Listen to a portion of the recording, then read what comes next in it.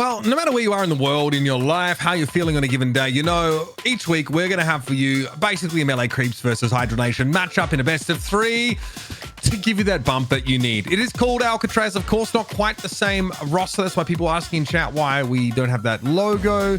Slightly different look. Still, this Alcatraz team, Jason, looked deadly effective in our first match of the night up against Troopers in Paris. Yeah, actually, it's not quite as good as our logo before when they were crayon eaters and there were a Hydra head eating crayons from our lovely production team putting that together. But yeah, I mean, still insanely strong team. Like realistically, it's basically anyone who's been on Hydra-Nation is on the roster right now, with the addition of Xeno, who we haven't had actually played in DFN before.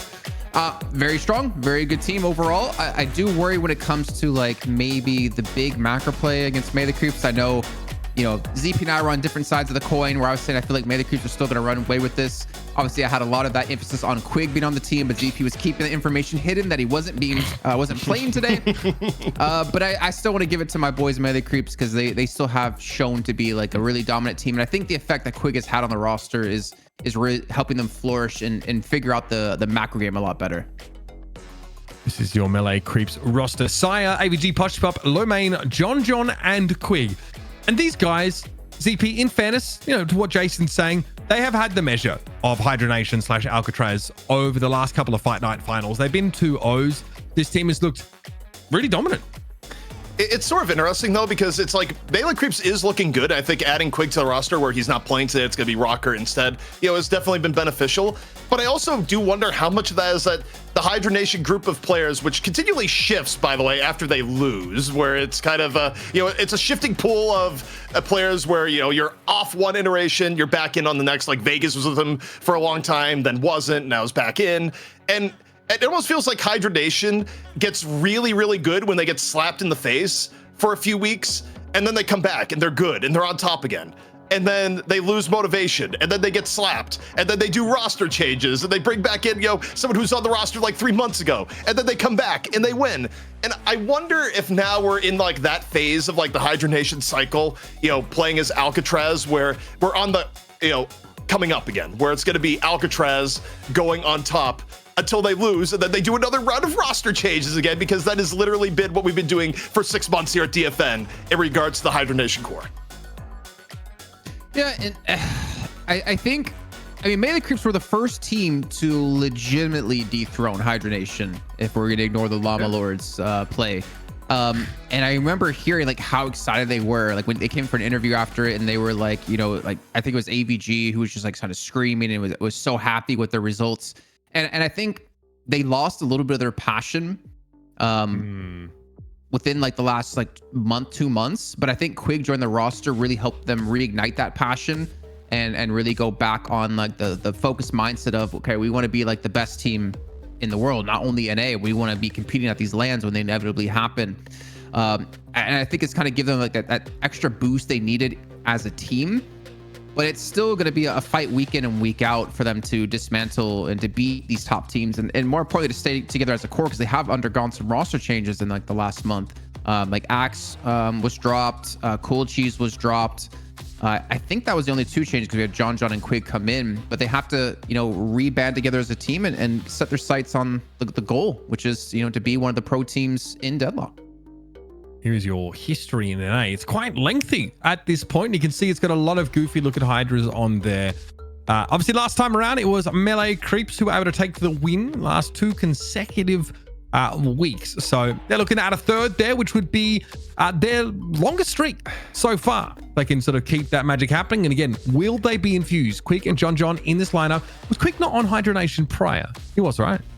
He was on Hydra-Nation. While we still have this up, I need to call attention to something, and I swear to God, I'm not doing it, Jason, and just doing a drive-by a Deathy just because, but holy God, for the amount of times that we have invited TF2 boomers, is it actually true that they've only been in the money match once? That's like, crazy. I'm looking at this here, and like, oh my God, that is a...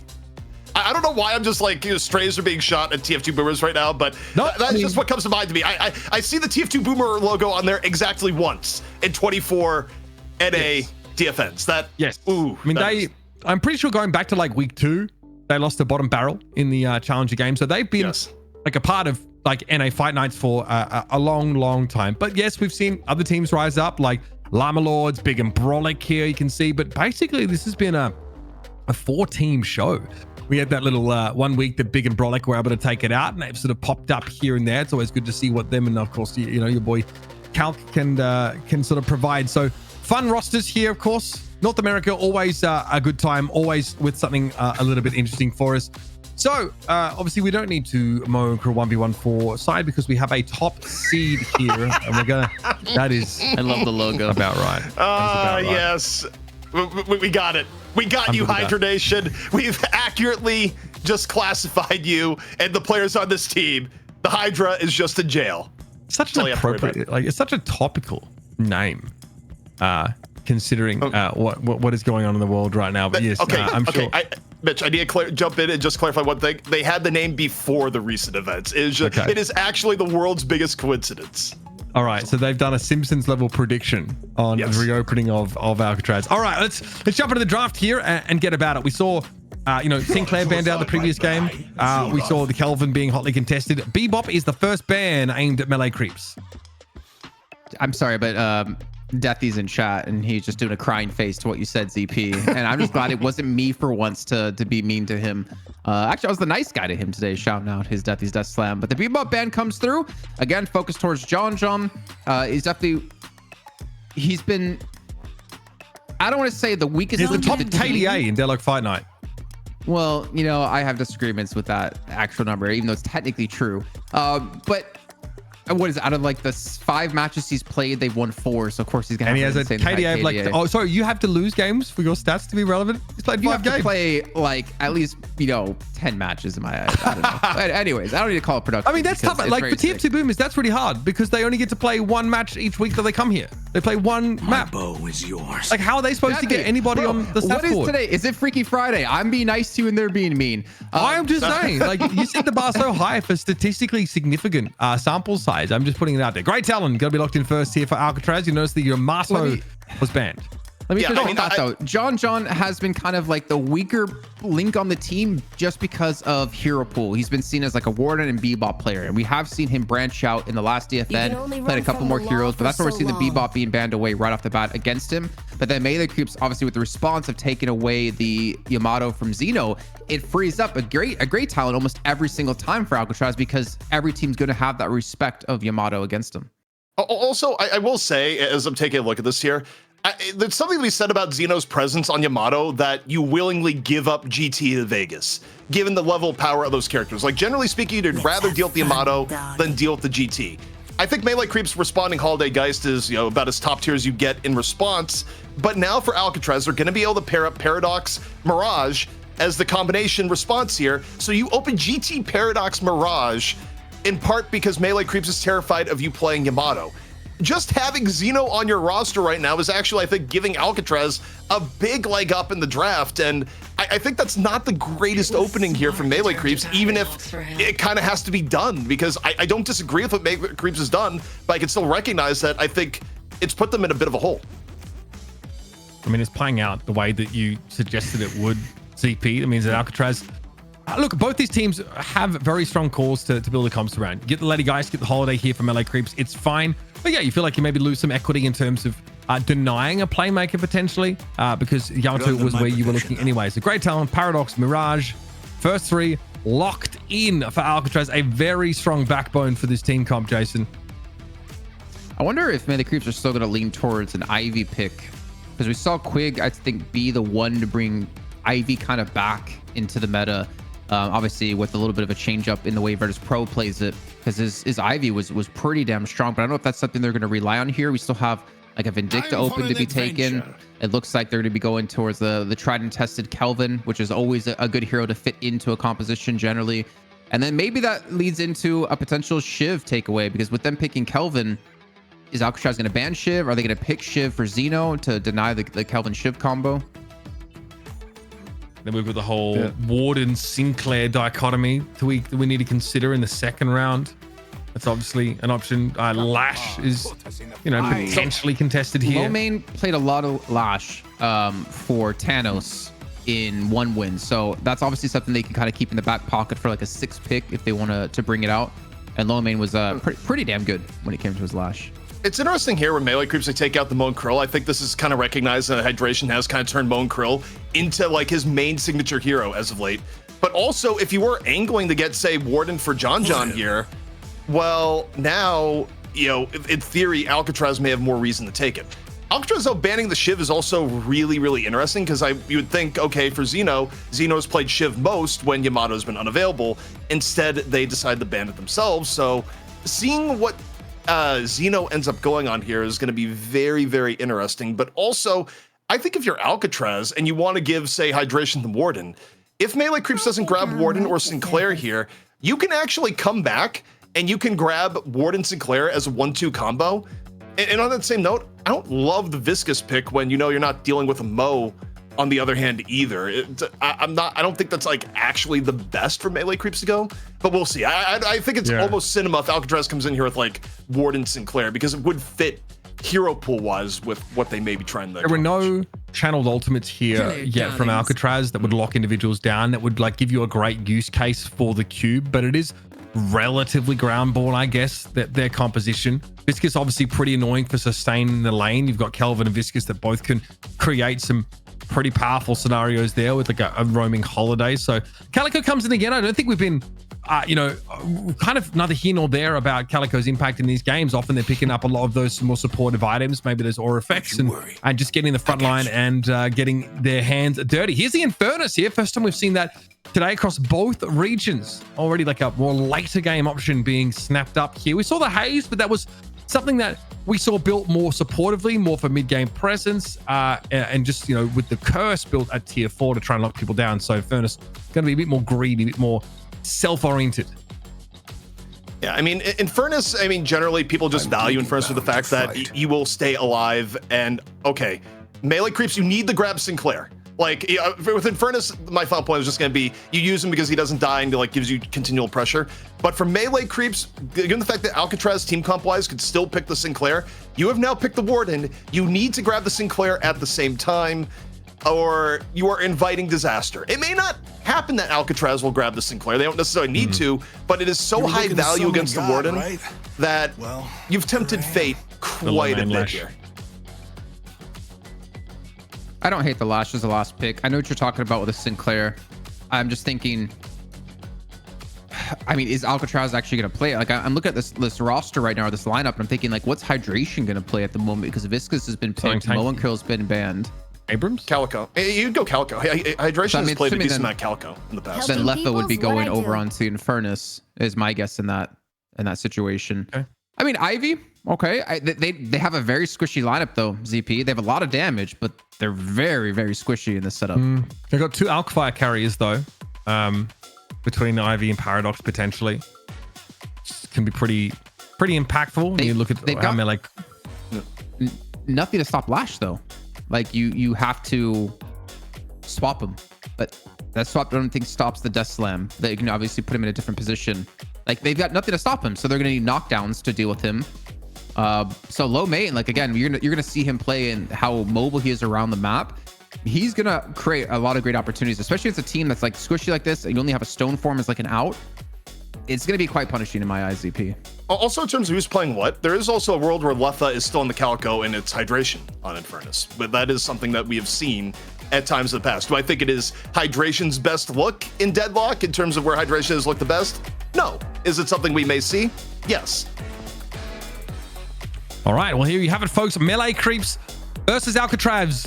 Draft done and dusted. The sense being that maybe Melee Creeps have crafted something a little more powerful, but the proof's always in the pudding. The pudding is waiting for us in the streets of the Cursed Apple. We'll be checking with ZP periodically throughout the game, but for now, it's time to start up our money match. For the umpteenth time, the majority of Hydra-Nation are taking on Melee Creeps in a best of 3 for all the marbles. We're off to the races. We're going to have a Lash Holiday lane here up against the Infernus Ivy on the left. You're talking about pudding, and then Vay is talking about food and game. Like, what is this? Is this a mess with me kind of day? Like, I'm on a diet too. I just don't complain about it constantly. Yeah, because you're stronger than I am, mentally, physically, every way possible. So I think it should be Hydration on Ivy. I think we forgot he's also an Ivy player from like way back in the day. Yep. That's my guess. I haven't seen it just necessarily. I know Sai, I think, has switched up roles a little bit within the team too, because he wanted to actually change his picture to a Paradox when we looked at rosters, away from what he was previously, which I think was a Calico. But we've seen him a lot more of these playmaker heroes in the past few weeks. And it's going to be Xeno on Infernus, just to bring that up too. So we did get our answer of what is he going to be playing in this game. All right, so we have the Paradox and Mirage lane up against the Lady Geister and Kelvin lane. Yeah, this is going to be a pretty aggressive lane with unbelievable sustain, a really effective poke here. So that's something you're going to want to keep an eye out for. Obviously, Essence Bomb available to you. You've got the Frost Grenade, and yeah, Flick just gets his essences drained, exsanguinated right in front of his own Guardian. It's actually John on Lash.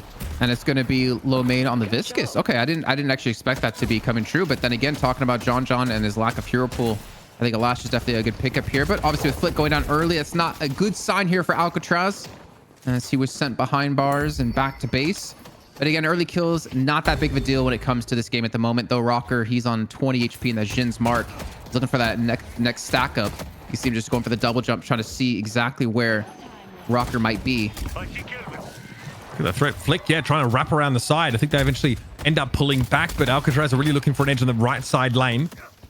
So you'll often see Brocane just wanted to try and chunk them low. Yeah, Rock has been out of the fight. This is supposed to be a high sustain lane, but Rocket doesn't have the points in that Frost Grenade at this stage, I would say, to really assist with that. And also we know that, Grey Talon's a sticky threat that can be a real frontliner, but here in lane, sometimes it can get a little difficult to find success. We're in mid here, and this is the Viscous Warden lineup here. As the Binding Word comes out, Leffa respects it, tries to walk on away. It's Calico, Grey Talon in this lane for Alcatraz. Yeah, you've got some safety. So if we're looking at like Vegas last game with the Grey Talon, he was able to really play onto the extremities with his owls. You have safety in the mid lane with the cube, and you have safety in the right lane with the Frost Grenade. And well, speaking of Rockers, you mentioned before being pushed back so heavily, he actually comes back in for a kill here down to 60 HP, but he has the protection of Posture Pop to keep him alive. Actually, Flick goes in. I didn't expect him to continue to go for the push here, but I guess Posture Pop didn't have any abilities up, and that will be a 1-for-1 trade. And Flick ends up walking up at about half HP and still is able to finish the job. So pretty brutal stuff there from LA Creeps, as they end up getting a trade at best.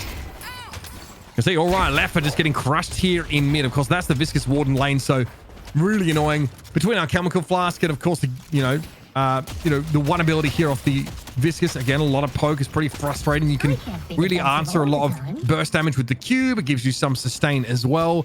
A ton to work with, and Puddle Punch can definitely set up some nice 1-2 combos here. Yeah, it's the Puddle Punch into the Binding Word or vice versa that can really create opportunities. You're trying to run away. You already get your Alchemical Flask, so your stamina gets depleted. You get put out of position, and it's really easy to set up a potential kill. And you're seeing the poke as well here on the left. The Binding Word comes through. It doesn't look like it's actually going to catch, though. And they might go on the chase onto him, just completely ignoring Vegas. And I think that should be a kill once again onto Leffa. Really getting AVG going. He's at 3.1k souls. He's by far ahead of everyone else, having his ultimate online now. And a Warden's not a hero you want to see get ahead. No, not at all. Last Stand already active. Again, you can set up some pretty dirty fights. And that means Alcatraz, for now, have to give up some more souls here. Otherwise, they're just walking to the threat of getting picked up and then having their Guardian pressured even further. Right side Guardian is the one that's actually taking damage. This really persistent poke, from this melee creeps side lane is definitely doing its work. And Alcatraz here on a couple of metrics are just starting to lose out. We have a few ultimates online though already. So Vegas has the Owl. Xeno, of course. Concussive Combustion is at the ready. Should push come to shove. Death Slam ready for John. Should he want to go roaming. Right now, the left side lane, it's Saya trading up with Xeno there and is forced to respect the Infernus burn damage. Yeah, this is definitely the weaker lane of the three, I would say, for melee creeps, though. They do have that 3k potential with the lasso and the death slam. Like, there's definitely some kill opportunities, especially if they push up aggressively against you, which is why I think we're trying to see Alcatraz let the lane push against them. And a lot of things we don't really talk about too often is like wave control. You see that a lot in other MOBAs like League or Dota, but it's a very massive thing when it comes to like the higher skill levels of knowing how to control your lane. Frozen Shelter's going to come through. Rokin's going to be caught out here. Bashi Pop should be able to close this one out. Oh, the 1 HP tornado away, and Rokin's still going to go down either way. Bashi Pop gets the kill, and they're going to continue to go for the dive here, going for the parry on the Guardian. Yeah, why not? They've still got that sustain to work with now. Rocker is not going to let this one slide, apparently. This is going to be tough to walk away from. Flick is going to be taken down. And now the slide away. Melee creeps get what they asked for in this lane, and it's just not enough here from this very quick return to lane by Rokane. And yeah, being able to freeze the wave is really important, but you know, in the past you used to be able to parry a melee creep, but that has actually sort of been prevented. So it's not as easy to freeze that lane anymore. You can't parry melee creeps anymore. Here we go. From the return of shadows, excuse me, there from Leffa will emerge and easily be able to bring AVG down. So finally something going on in the mid lane for Alcatraz. Getting a kill, though I feel like it's mostly been melee creep's side with how this has been going. John with Death Slam available, maybe look for the opportunity. I mean, Ivy's going to be one of the harder targets to hit with the stone form. Definitely be looking for Xeno here. No flame dash. There's no way he can escape here. So there's an opportunity to really set up for this Death Slam. And I think John's off the side, maybe looking for it. And Xeno's just going to respect it and back away here at the moment. But it's only a 2K lead, though, Mitch, considering how, you know, one-sided it's felt like for melee creeps. But we're getting, you know, 7 minutes in. We're going to start to get the Sinner sacrifices online, you know, within the next minute or two. And I think that's where melee creeps are going to look to actually push this aggression. I mean, that last stand, it's already up to level... I still struggle to like call what level it is. Well, I don't know if you want to call it like level 1 is unlocked. The 2 is like 1 up above that. This is 3 and then 4. And well, the last stand's going to go through either way. And that's going to be another kill over onto Vegas. No way you're going to run away from that. Yeah, pretty devastating combination. You've got the ability just to, with this, you know, Kelvin, to lock people in place and make it impossible to get out of Binding Word, impossible to get out of Last Stand. So that's slow. Persistent as it is basically, you know, deterministic. You get caught in it, you are basically cooked. Left side of the map, though, looks like there's going to be a bit of reinforcements here for Alcatraz. They're trying to get Vegas in position to help with this. And on the way over, it is a low main. We'll have a goo ball active. Airdrop now getting dropped straight to stone form. Good connection there on towards the lash. Still, melee creeps able to respond now when they have low main in position. Goo ball active, and Vegas gets absolutely steamrolled. And there's not much else to report. Xeno's got to slink away and lick his wounds, and Hydration didn't have much impact either. I didn't hate the airdrop combusted combustion. I didn't really have that on my bingo card to be seen today, as they do try to send it straight forward. Even Vegas rotating into that lane, considering he died right before. But the reinforcements that a low main was going to be there in time, they had it into a 3-on-3, and they ended up winning out on the kill. And with that middle guardian being down, it allows them to go for this free roam, and you're seeing AVG. He's going to be soaking up that farm in mid lane as you see him soaking up center sacrifices over on the mini map, while the rest of his team right now is looking for that flex on here in the left lane. Healing right pop. This, of course, is going to affect the minions as well. Jump pad and connection there. Hydration has to use a divine barrier here, but they are definitely under the pump. It's like a puddle punch that didn't quite connect, but Hydration gets caught by the last barrel. And the era of prohibition is over, apparently. Hydration brought down ultimately by John, and there's a rotate into this lane by low main. They really want themselves this Guardian now if they can get it. Low main's forced to cube. Leffa wants to come forward. Xeno's going to be there. Alcatraz trying to run and take a fight, but geez, low main, no chance to get away. He got left behind by his teammates after cubing up. I still think this is an okay trade, though, for melee creeps. You can see AVG. He's taking away enemy jungle. He's taking away enemy center sacrifices. Up to 8,000 souls. Yeah, they lose, you know, a player in the left lane. But I think him getting farmed like this far outweighs that, especially as they try to go for a push into him.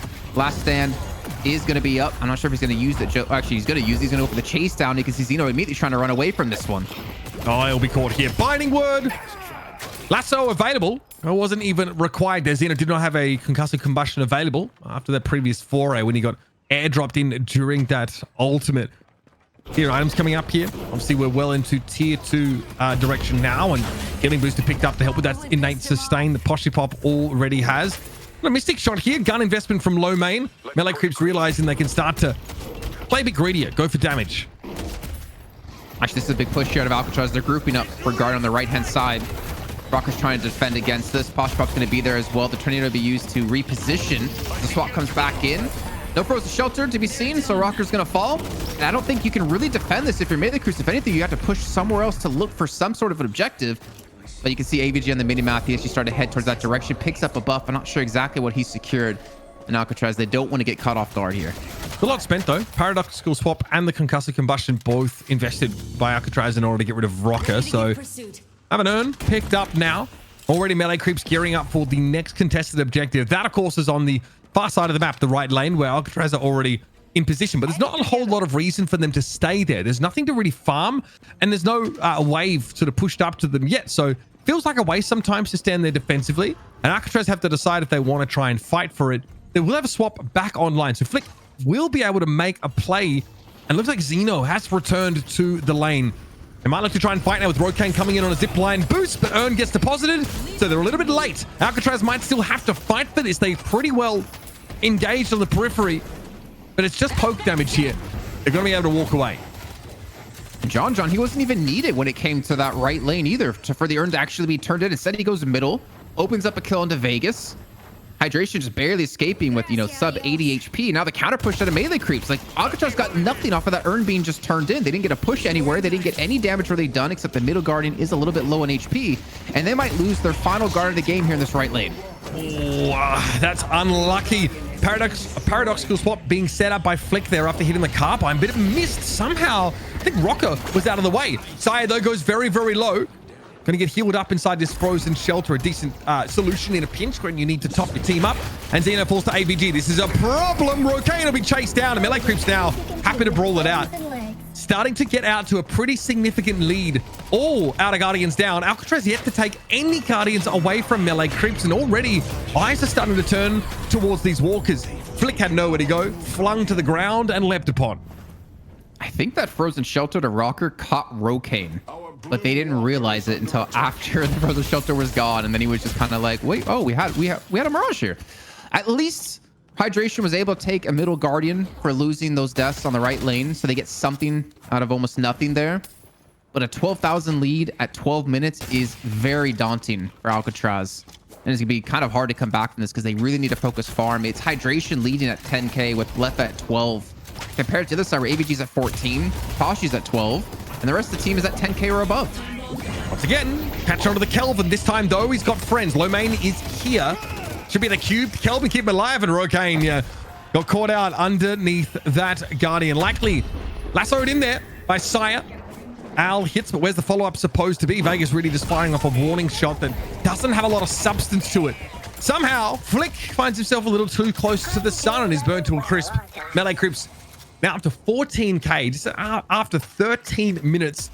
And that's without the walkers being taken. So a lot of souls on the map still for Alcatraz if you consider those Guardians, but they have only been able to pick up the one. Yeah, I mean, it's a 2 Guardian difference and a 15k soul difference. I mean, you're gonna get some souls off of those Guardians, but a lot of the kills been going the way of melee creeps. More importantly, a lot of the jungle has been stolen away out of AVG, rocking 16,000 souls now. Like, he has just been grinding away in middle. And the funny thing is, it's normally like he's the one to be an initiator and more of like a team fighter for the roster while Poshpop farms. But he's actually been, him and Poshpop have actually been allowed to just continue to farm away while the rest of their team, the other 4 players, have been just getting these catches, getting these kills time and time again, allowing their carries to get even more fed. Honestly, with the way the game's been going, it's going to be very tough to deal with Poshpop and AVG once they start to get involved in these fights.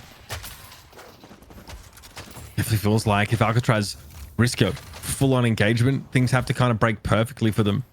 Make use of, combustion stuns. Find the ideal paradoxical swap. Maybe on someone like Rocker if they can lock him down and prevent the throws and shelter from coming out. Okay, there's an owl. Poshy Bob seems completely unbothered by it, though, but perhaps he should be. Light Drain active, and there it is, the Essence swap. Buddy is fully topped up, but maybe looking to retreat back to the safety of his own Guardian because in deep has Xeno gotten. This is getting out of hand now. Pressure on the Guardian. Xeno able to take AVG out of the fight, and a 2-for-1 trade for Alcatraz. Impressive considering the deficit here in souls. Elsewhere, melee keeps trying to trade this out for a walker, but good response from Hydration. He's gotten there with a Kutsu bomb. He can sort of push the wave back out and deny a trade. I mean, to be fair, Mitch, that was a 3-on-5 in favor of Alcatraz, so they better be getting those 2 kills, only losing the 1 player to Rokane. It was a good turnaround, but they did, I mean, I guess they didn't really lose too much, right? Because they got the Guardian, which got him a flex slot, which is important, and they didn't really lose too much HP on their walkers. So I'd say a really big step back for Alcatraz, keeping the lead within 10k now. But this next Urn spawning in, it's going to be an enemy territory turn-in for melee creeps if they pick it up. And I feel like they're going to have a favorable team fight with the comp they have as well. I just don't know realistically if they want to go for the turn-in or just deny it away from Alcatraz. Xeno is so far from this action. Jason is going to try and take a TP, but Ern got picked up under the nose of Alcatraz. Dropped down now, and there's a fight to be had. Cube used instantly now. Looking over towards Lefa. Lomain sees him inside the Frost Grenade. Plenty of healing, plenty of sustain for melee creeps. Cube and Frost Grenade, even in these mid-game fights, are very powerful. And who's on the chase? Looks like Xeno was trying to find something or get back behind their Guardian. but they were kind of out of position from the start. They were shopping. They took a TP to try and get in. And here's the last stand, of course, to apply some serious solo pressure on this far left side lane for AVG, keeping 2 Alcatraz players here. Yeah, AVG wasn't even in that fight. Like Lowman is so damn good, by the way, for him to just know I need to drop this urn and get a cube off, then to turn it around into a melee onto, I think that was Leffa who was lassoed in. It was like really good macro player, not macro player, good understanding of what's happening in the game at that point. They still have the urn just going to be sitting over towards middle because realistically they're not looking to turn it in. But again, they get some good damage into the walkers. They still get a favorable trade in these fights. They turn that 10k lead back to 14k, and they're still denying enemy jungle. Like this is, it's a slow bleed against Alcatraz here with the way melee creeps are playing, but that bleed eventually is going to get you, and it's going to eventually turn into a map win for melee creeps if things continue this way.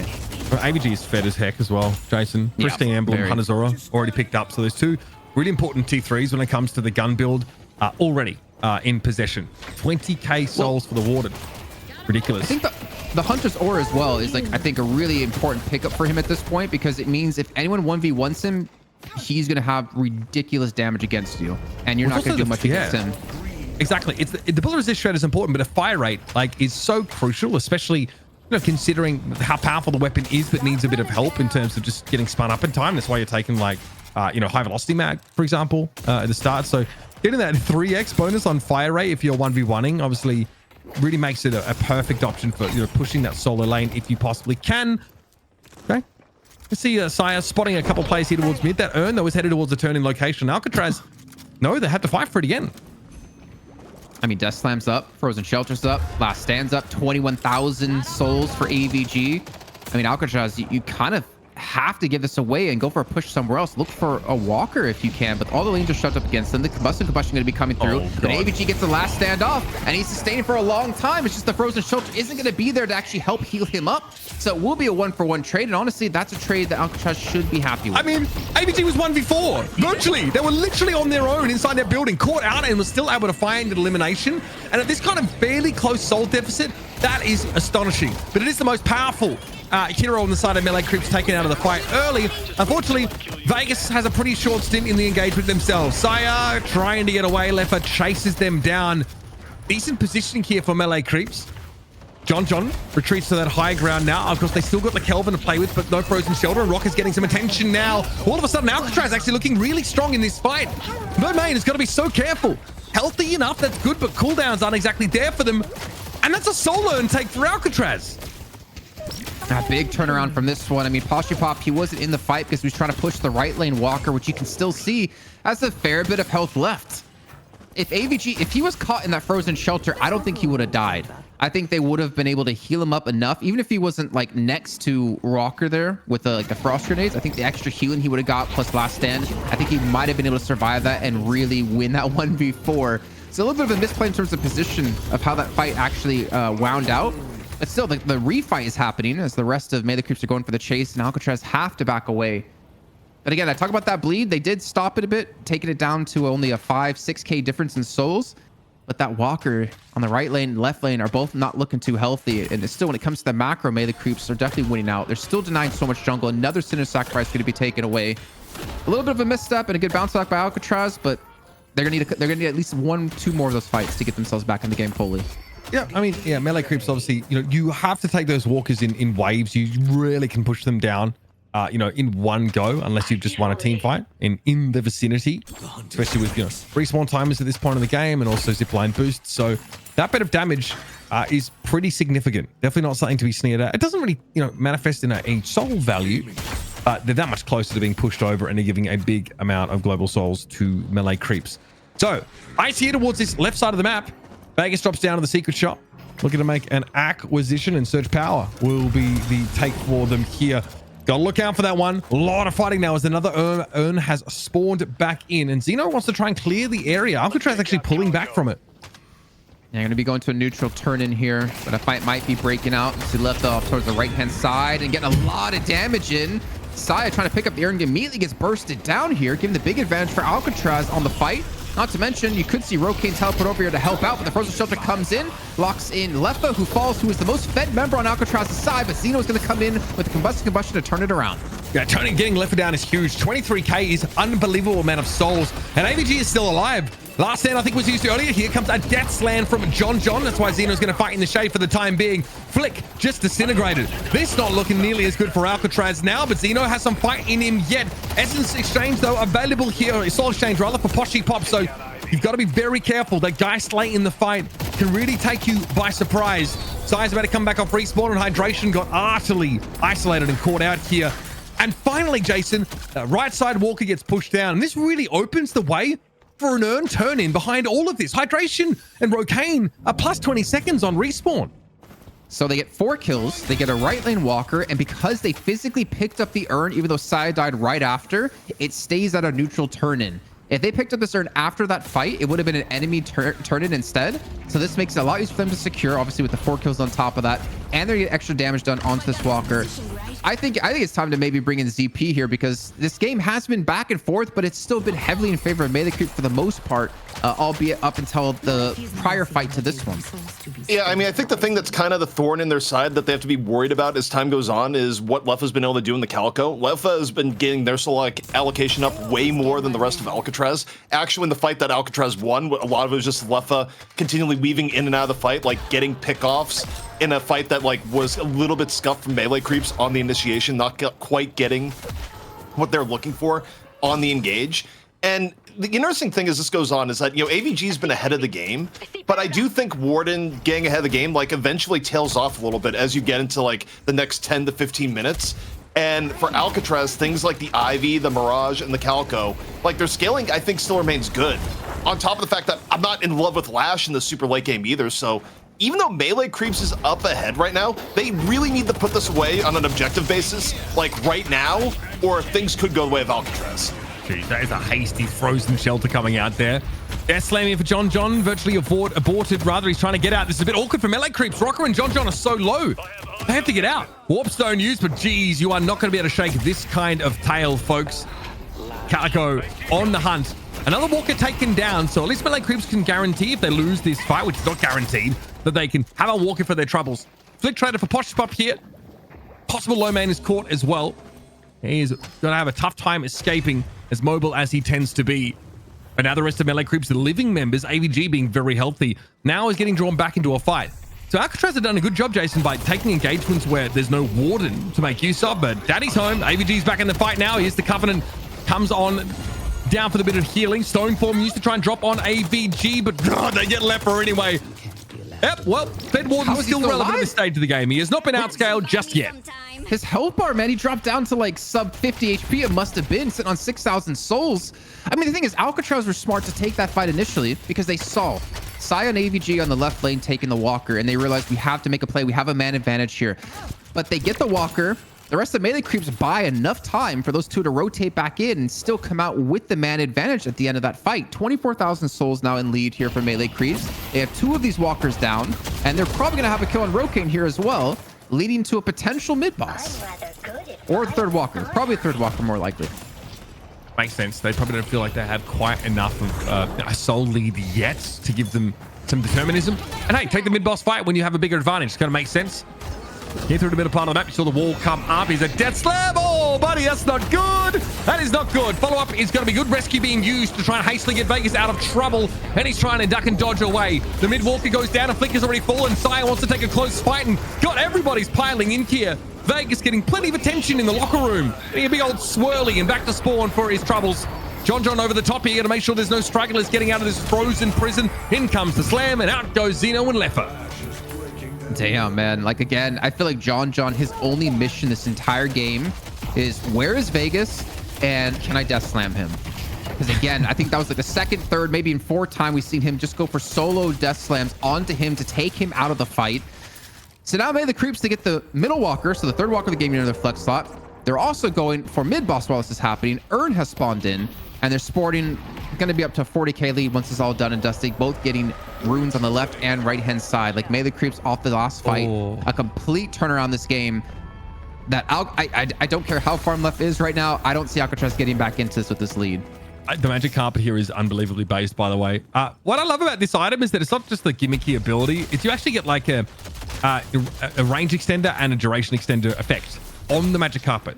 So more than just being able to fly around, which is great. It also gives you that bullet shield and spirit shield after the fact. So pretty great for escapes or for getting into those fights. Very fair is low main, like extremely so. In a pretty good spot now. Start to think about, you know, putting some extra damage down in the fight. Notice improved spirit there at tier 3 has been picked up alongside the heal bane. So a lot of buffs going here for the Viscous. And Jason, this was probably the more questionable part of the draft, I think, if you ask ZP, but it's worked out pretty well at this point. I saw that was an Echo Shard picked up. Yeah, we've seen this. I think it was in One Win Bombshell that we were casting. Echo Shard Viscous. I mean, you can put out a ton of burst damage or the double cube. Like there's a lot of like things you can do with it to really to get the sustained survivability you need. Maybe you need to throw it onto AVG to help out, maybe to help him heal and clear his debuffs. But we're gonna see the urn being pushed back in. John set up for a death slam. And I mean, already off the bat, the damage is so overwhelming. Push-Up does not care for that damage incoming. Getting out of control here. Over the top goes John. Death slam. Good catch. That's 2, at least by the looks of things. Instantly supply drop has to be used, though, for hydration to try and get on out of there. Big damage on Xeno, though, and Alcatraz are in no condition to fight right now. Last stand is active. Hydration's got nowhere to go. Tries to drop an Alc Fire as a parting gift as he gets on out. But eventually, that Ivy is going to meet her maker. For the high ground goes John. Divine Barrier popped everything in the kitchen sink used by hydration to try and keep him alive, and it is just not going to be enough. Trines are about to be mowed down, and we might see a patron knock to boot.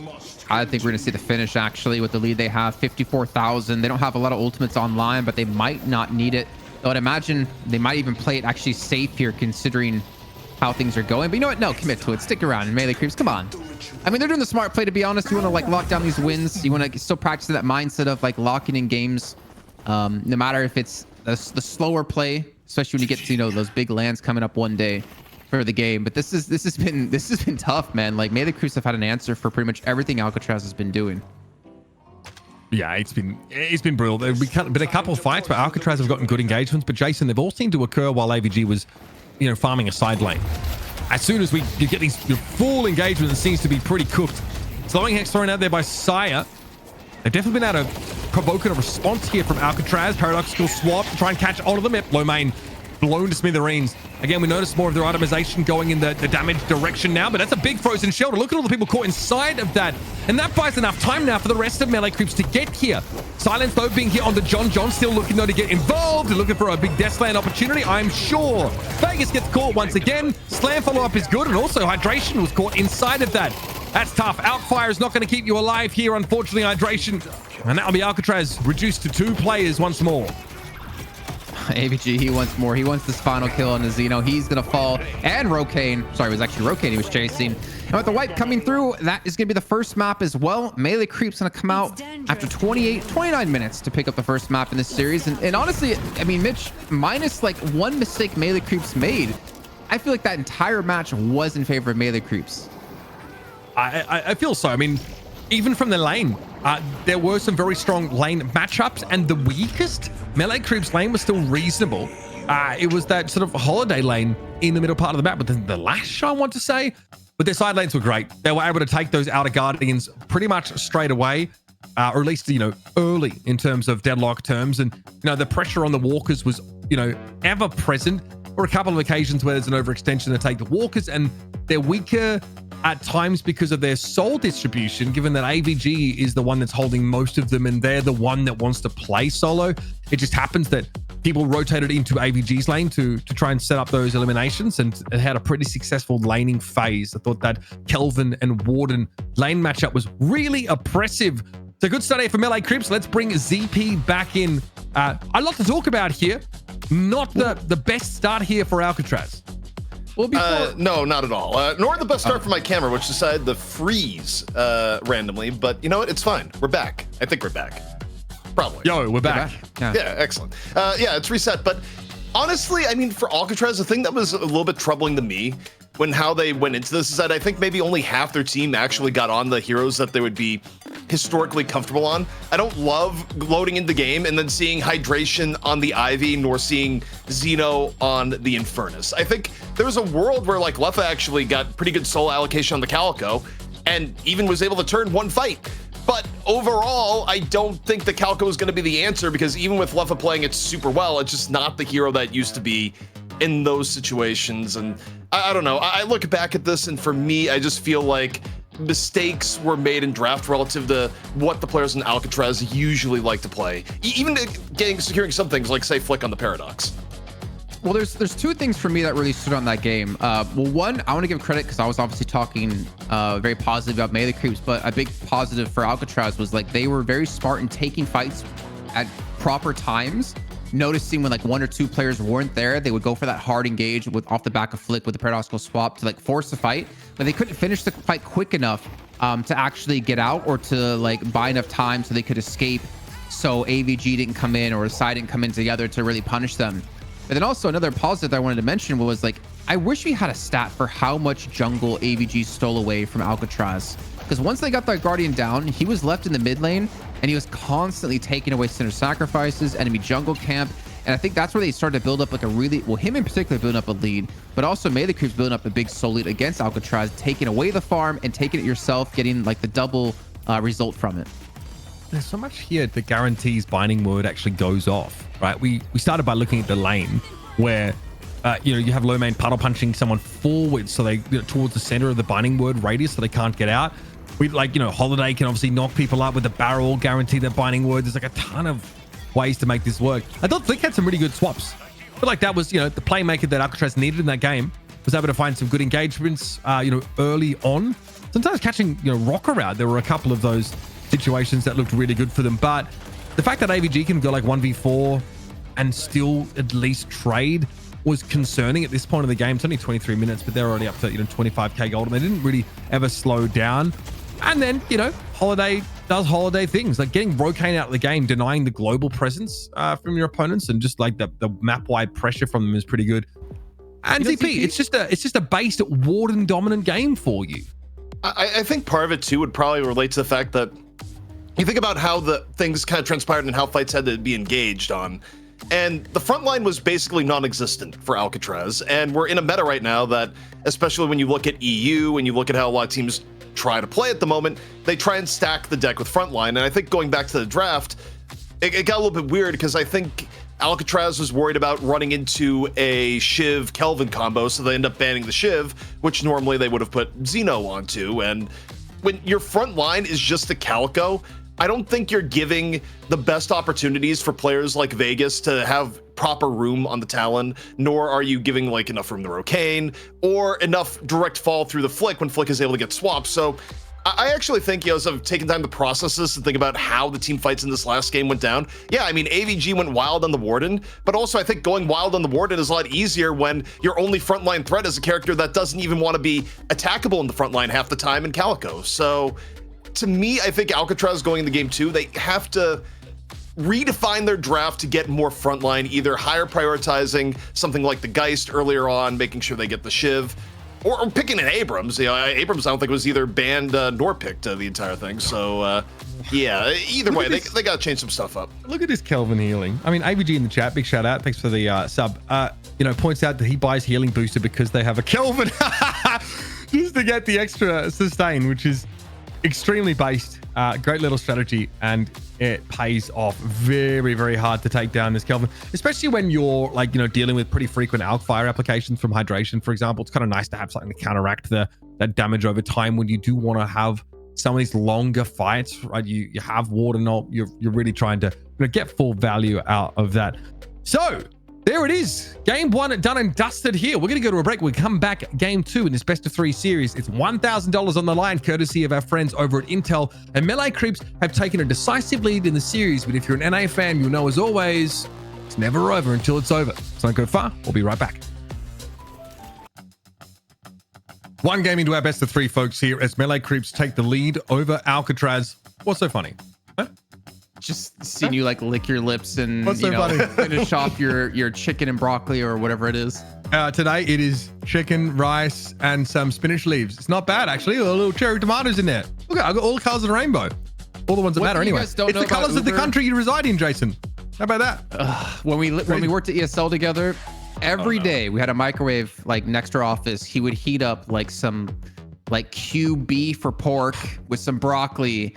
and would eat it every day, and it stunk up the entire office that you just knew Mitch was in whenever you smelled it. It could have been worse. Like, I could have been that guy who heats up fish in the work microwave. Do you know what I mean? And also, Pretty let's close, not talk about smells, because there was never mind. You know what?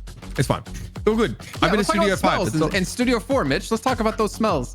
DP. No, Obviously, great to have you on the show. People can use their imagination as we move ahead to see what, if anything, Alcatraz will change up in their draft, which, by the way, they need frontline. Pure and simple. They can't do the last draft that they just did. It was not effective in the least. And if they want change their fate, they need frontline of one way or another. And it probably won't be Yamato, because I expect Melee Creeps will be banning Yamato off the rip. I have to, right? Alcatraz first pick here, so they run the risk of giving Xeno the Yamato if that's not addressed pretty much straight away, which they did last time around, if I'm not mistaken. Alcatraz also banned the Shiv. They banned the Shiv, even though that was an option for Xeno. And Xeno ended up on the Infernus, where they went 4 and 8. It was fine. The Bebop here, of course, taken away from John. It's got to be a Yamato ban here, surely. So we didn't get to talk about it much, but I'm real happy to see the way John played the Lash, because even though they let the Great Talon go first for Vegas, John was death slamming him like multiple times, and he was waiting until he was already in the air as well to like get that guarantee kill, because he's not going to have really the ability to escape after that. I feel like he did a really good job of eliminating the presence out of Vegas in that game, and not punishing Melee Creeps for letting a Great Talon go first. Okay, first pick coming up here from Alcatraz. We'll see what, if anything, has changed. I mean, smart money when I look at this would be along the lines of you'd think they would go for Paradox, but maybe they feel like if they don't grab the Paradox for Holiday, they'll get one of them back on the return, unless they can pick up something like the Geist going on in, which was a huge problem. But okay, they decided to go Holiday. So in response for Melee Creeps, you have to expect Paradox +1 here. And for me, based on the last game, I think it's going to be probably Paradox Geist. Yeah. Seems good. Melee Creeps make great use of the Holiday previously, but we saw the Paradox able to fill much the same niche. With Bebop out of rotation, it's the only other real playmaker that you have, unless you want to try and do what they were just on when I challenge a team in NA tried to do and use the Kelvin for that. So great. Actually, that was an EU, I think. The Great Talon here, you can still take a Paradox. Yeah, it's kind of interesting, because you could grab the Paradox to go along with it. It kind of blew my mind, because usually GT is banned, but you're right, GT was available, so now you could GT Paradox, but then you give up Frontline in response, and Frontline's going to be more of a premium with Yamato being banned. So they're going to still go Geist, and I kind of feel like for Alcatraz, I'd love to see them take the Paradox away too. I think Paradox Holiday is still really effective, and then you get what Frontline you can after. If they do take away Paradox, it really limits what you can use as an engage tool. I wonder if we'll see Lash as a pickup for Melee Creeps, and maybe a Mo and Krill. Obviously not Lash right off the get-go, probably more towards the back three.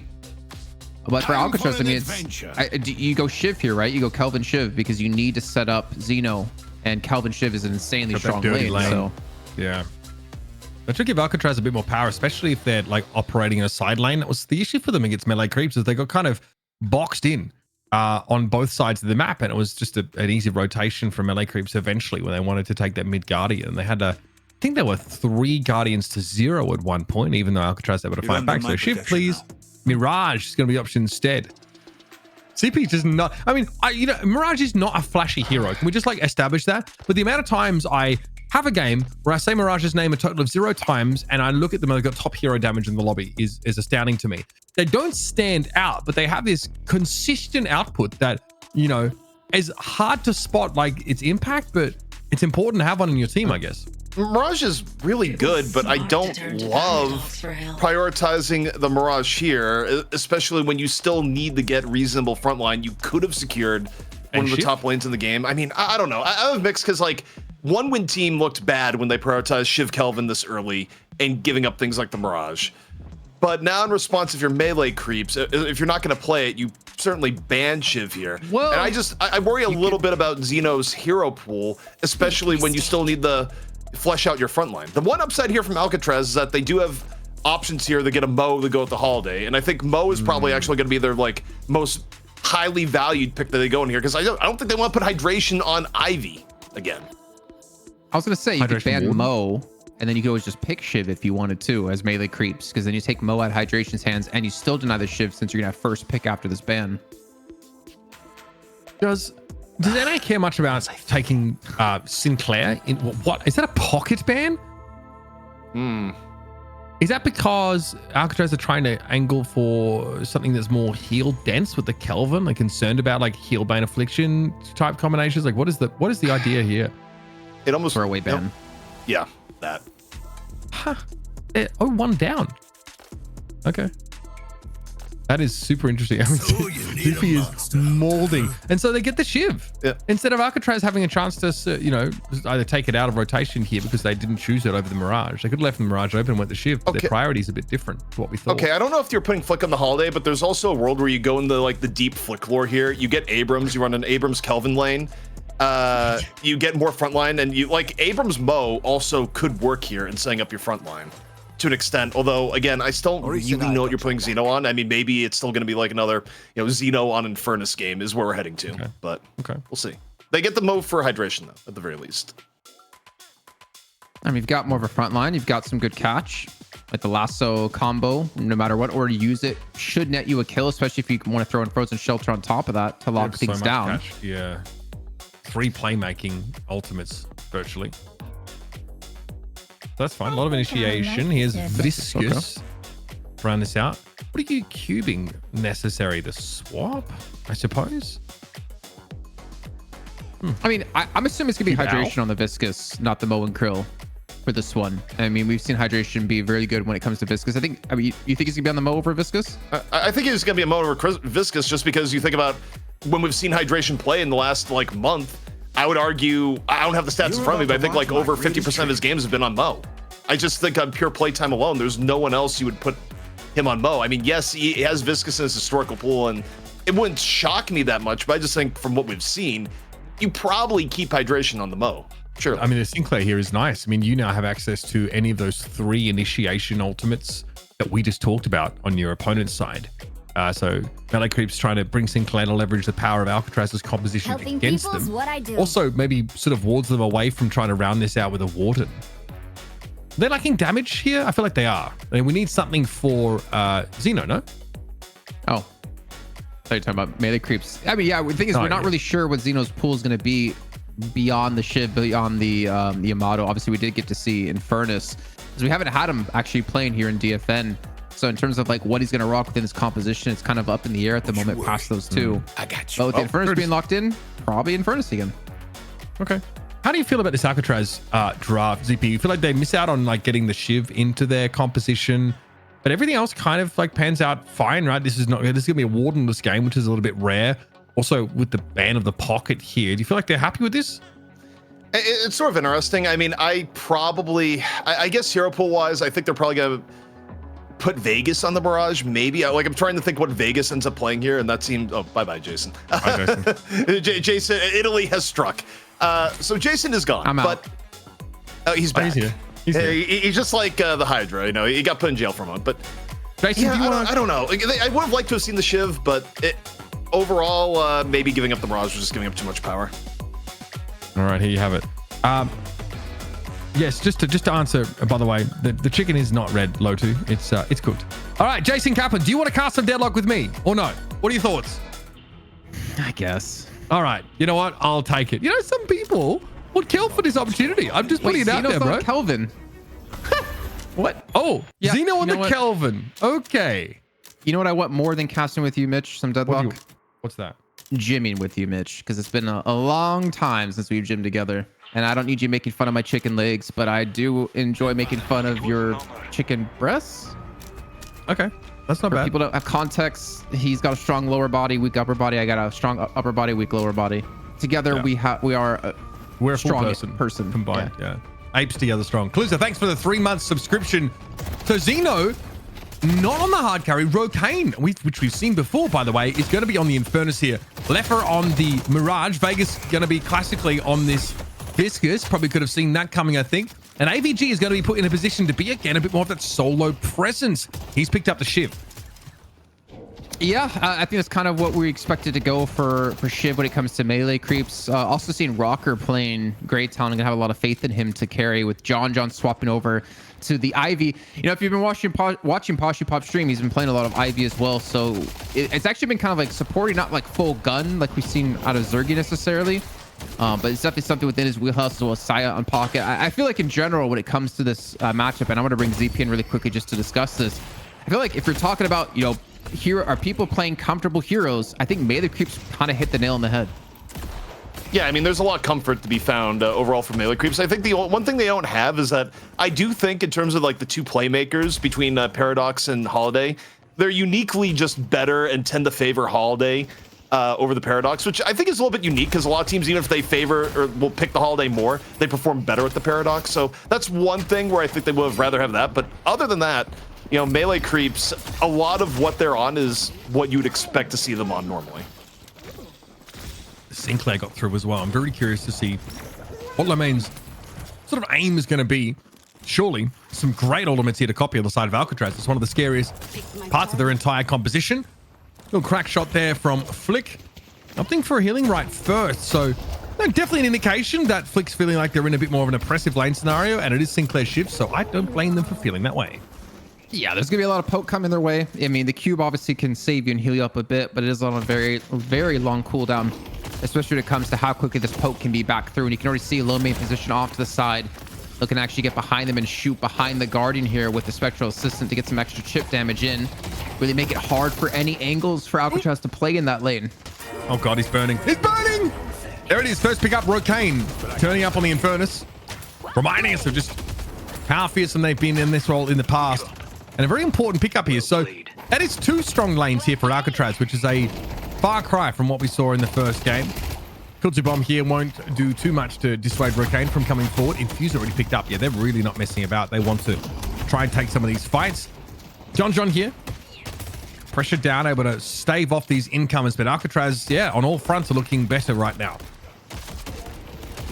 Yeah, the only lane they're really, I guess, struggling is on that right lane, where you're seeing low main and AVG just really far pushed up. I do kind of worry what's going to be the first Guardian fall, and if melee creeps can free up AVG to just solo farm, we could see a very one-sided match for AVG in particular. But the pressure Alcatraz are applying on the left and mid lane, you have to imagine it's going to be an initial take out of them to free up one of their carries, most likely leaving Left in the mid lane to farm, sending out Hydration to gank. I mean, but to be fair, like, we don't really get to see Left for Hydration in a lane too often anymore these days, it seems, even within the Hydra-Nation's comp or, you know, within Alcatraz. But they're a very fearsome duo together, like definitely two of the best players in North America. Yeah, sometimes the comps just haven't really lined up that way so as to put them both in that position. A little carbine shot there, finds some damage. The Sire still wants to be a bit of a harasser in that lane. Keep an eye out towards that left side. Keep an eye out where Rocane is positioned, because Xeno's quite far forward, actually looking to try and take a fight. Essentially solo here, but it's a really great opportunity for some free harassment. And with the healing right now, you can basically cover over that damage. Another point into the Frost Grenade, and we are drowning in sustain. Well, something that Sai is not going to have here as he falls. The return kill should come through, but John's going to lose his life for it. So again, Alcatraz off to a strong start, getting 2 kills in the 2-for-1 exchange in mid. Some decent damage onto the Guardian off the bat too, as he's going to back away from this one. Not really able to give up too much more. I mean, the left and mid lane are just being so dominating for Alcatraz that melee creeps don't really have a response, especially with the early deaths. With Rocker not being put in towards middle, he's not going to have the ability to just get a heavy poke in off the bat. And you have to credit to Rocane to being obviously one of the key factors to that, being able to get that initial kill into Rocker with the burn that we saw. Now again, these initial kills don't necessarily result in a soul deficit yet, but look at the damage on the Guardian in mid. It's definitely part of the map where Alcatraz have been trying to push a little bit more. This lane is all on the left. They're just starting to get some chunk in themselves. See headshot booster, extra sustain picked up into the build here for Rocane. We'll see that burn damage is really a problem, especially if he can, get multiple applications of that procced on his opponents who, I mean, Ivy can give you that sustain in lane, but, the Bonder... Okay. Now, I was under the impression that being able to parry melee creeps had been taken out of the game. You can do it. It just doesn't stun them anymore. So Right, it used to stun them, so it would just delay the wave, so you can keep them around to attack the next wave that comes through, but they can just still attack, which is how he's able to spam parry. Gotcha. All right. That might get looked at later on. We'll see. X thrown out here by Lomain. Cube there over in the corner, so definitely knowing they're putting pressure down. Here comes an Al into the lane. Connection onto Vegas. Takes him very, very low, but there's not enough opportunity to find extra damage. So Vegas is going to be able to drag himself away. Rocket trying to relieve some of the pressure on the right side. I think if anything, that actually still works out in the end because it forces Vegas to heal and allows them to get some good damage still into this Guardian because it's probably it is going to be the lowest of the game, I think. I haven't seen the left one in quite a bit of time, but you see how low it is on your screen right now. So yeah, it doesn't net them a kill, but gets them some extra pressure. In the meantime, mid lane is actually having a fight break out. I'm not sure which way that one's going to be going. Just said John, relatively healthy. Saya's only low one, and they do get the kill onto Leffa. As Hydra-Nation is on half HP, most likely going to escape this one. So maybe it comes down now for Alcatraz. Put some pressure on this left lane. I mean, you have Rocker, who's only at 4,000 souls. He's a little bit scared to kind of peek directly into this. Not to mention with the frozen shelter and combustion. If you can get both those in on one person, they're going to die. Yeah. It's just on a fire and ice and not the good kind. You do not want to be hanging around for that. So both teams actually are playing pretty powerful side lane, aggression here. You see this Sinclair and Shiv lane is pretty terrifying, and they are putting a ridiculous amount of pressure down. This would free AVG up now to go and farm a little bit. Parry stays in it somehow. There it is. Vegas picked off. AVG gets the Guardian kill as well. It's all coming up. Millhouse. Flick has to try and drag themselves away, but AVG was in their way. So that's 2 kills plus a Guardian. Melee Creeps find that first major objective pickup and get a pretty juicy fight off the back. So now, what are they going to do? Are they going to leave AVG to farm up, which we can see he's already in the jungle doing so? This allows Lomain to free up to rotate around towards other lanes. Another Owl comes in on the Hydration to net them another kill. And Melee Creeps, after the initial defensive play they had to pull off in 2 lanes, has started to strike back here. We're sitting on a 4,000 soul lead.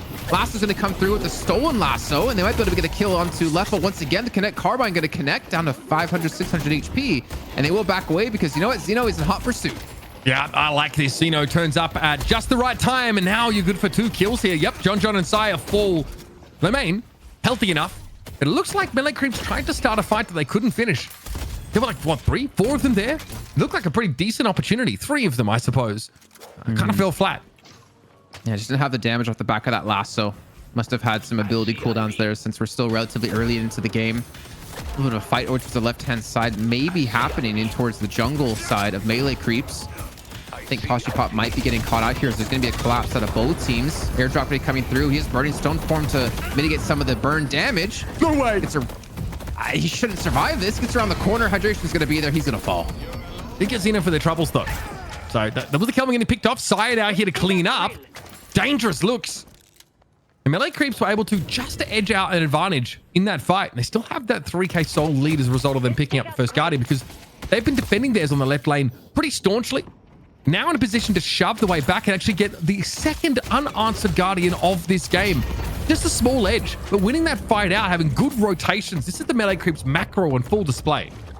Yeah, the flex slot coming in big. We do see the rotation of Alcatraz though towards the mid lane. They want to look for their own Guardian here, as AVG is just still going to be farming up against Vegas. Guardian down to about half HP. No frozen shelters. There's no big ultimates to stop this, but there's no players on Melee Creeps here in the vicinity to actually help out. This Guardian should be falling as the Owl's going to come screeching on through. And they might be able to get a kill on a Rocane. Divine Barrier Flame Dash pops. Rocane trying to get the heck out of there. Owl came in there from Rocker. Lomain though pretty low. Looks like a long fight to be had here, but where's the sustain for Melee Creeps? Poshipop providing some of the healing. Flick is down. The initiation tool, or one of many for Alcatraz. Swiped off the table. Still popping some heals. Frost Grenade here though as well. And God, you got to believe the Kelvin comp in the longer fight is going to thrive. So Melee Creeps wisely opt to back away. But it looks like they've got Zeno caught out. Out of nowhere comes AVG. He's been quietly farming up a storm. 2 to 3k souls ahead of the next closest player. And he is hitting like a truck. Restorative block it as well. That's going to be the stone form directly on top of the cube. Oh, Rokin's no. immediately picked off. They get the kills. They might even be able to get some more damage off this because they have the urn picked up. They have the right hand buff to pick up. I think AVG is going to pick it. It's going to be gun. Not the worst pickup for him. And they're going to look to just secure this turn-in off the back. John Ling is a little bit too far forward, too long in mid, but this is the easiest urn take I've ever seen. Lock that one in. Melee creeps now up to a pretty healthy 9k soul. Leave a partially pop. Oh, there's this lingering in mid. That's a little uncomfortable. Then in fairness, Alcatraz are pushed pretty deep into enemy territory. With that mid guardian down, Melee creeps safe zone is a little bit further back than it is for Alcatraz in that part of the map at least. This is where AVG punished them so heavily in the last game, was just denying a lot of jungle camp. And I think we're seeing a little bit of an adaptation for Alcatraz. I mean, knowing there's no mid garden to retreat to for melee creeps makes it a lot easier to invade over towards this middle side. But to prevent their own jungle camps from being taken away from the enemy side, it really limits the lead that melee creeps could build off of this, though. 10k, 11 minutes in, is still a pretty big damn lead, to be honest, Super. At this stage of the game, it's very considerable, and there's the constant threat of Rocket just sending an owl into a side lane to interfere or potentially turn the fight around.